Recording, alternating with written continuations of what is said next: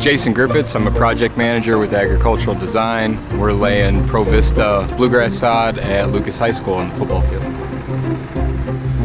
Trucks usually show up mid-morning. We try to get the sod harvested the same day, unload the trucks with a forklift, bring it up on the field, and then we lay it with a big roll machine. Rolls are typically somewhere around 100 feet long and 4 feet wide. Try not to leave any gaps or overlaps, and clean up, water it good, and move on to the next one. They've done a fantastic job as far as they're growing.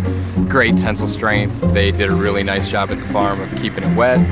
So when it shows up on site, you know, we're not having to just trying to nurse it back to life immediately. I mean, it's 93 degrees today, and we're not really losing any color. You know, it's going to be under stress in the next couple days, but off the truck, I mean, the customer couldn't be happier with the way it looks.